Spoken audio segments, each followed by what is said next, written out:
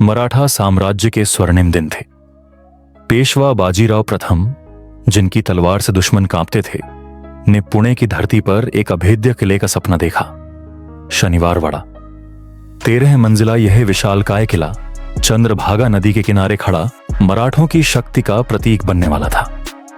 लेकिन बाजीराव नहीं जानते थे कि यही किला एक दिन भारत के सबसे डरावने स्थानों में गिना जाएगा। किंवदंतियां कहती हैं कि किले की नींव रखते समय एक साधु ने शाप दिया था, जो भी यहां सिंहासन पाएगा वह अपनों के खून से नहाएगा। किले के पूरा होने के पहले ही साल बाजीराव पर विपत्तियों का पहाड़ टूटा। उनकी पत्नी काशीबाई और बेटे नाना साहिब का निधन हो गया।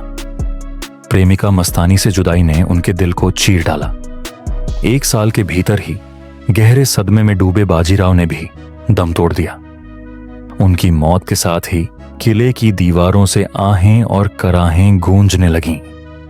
सेवकों ने रातों में काली छाया को महल के गलियारों में घूमते देखा, मानो बाजीराव की आत्मा अपने अधूरे सपनों के लिए विलाप कर रही हो।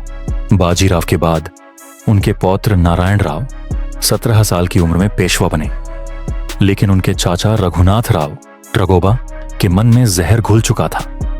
रगोबा खुद को सिंहासन का हकदार मानता था। जब नारायण राव ने उसे नजरबंद कर दिया तो रगोबा की पत्नी आनंदीबाई ने एक शैतानी योजना बनाई। उसने गणपति विसर्जन के दिन भीड़ का फायदा उठाया और 40 हथियारों को किले में घुसा दिया। उन्होंने नारायण राव के कक्ष पर धावा बोल दिया। मासूम नारायण राव भागते हुए चिल्लाए, काका, मला वाचवा, चाचा मुझे बचाओ। लेकिन रगोबा ने आंखें मूंद ली। हत्यारों ने उसे जिंदा काट डाला, उसके अंगों को नदी में फेंक दिया। कहा जाता है कि उस रात आसमान से खून बरसा था। नारायण राव की मौत के बाद किला शापित हो गया।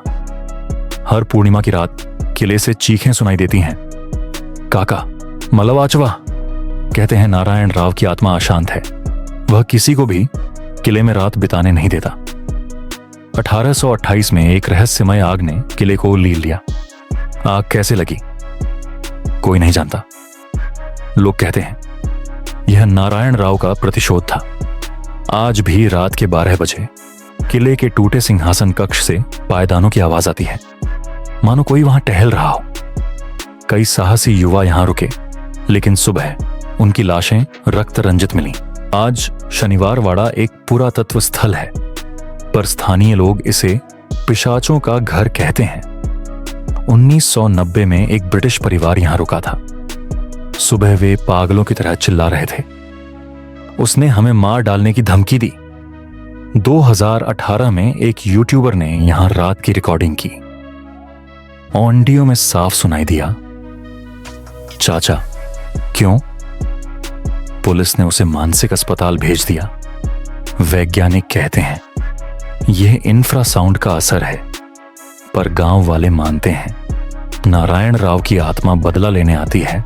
यदि आप पूर्णिमा की रात पुणे जा रहे हैं तो शनिवारवाड़ा से 10 कोस दूर रहें।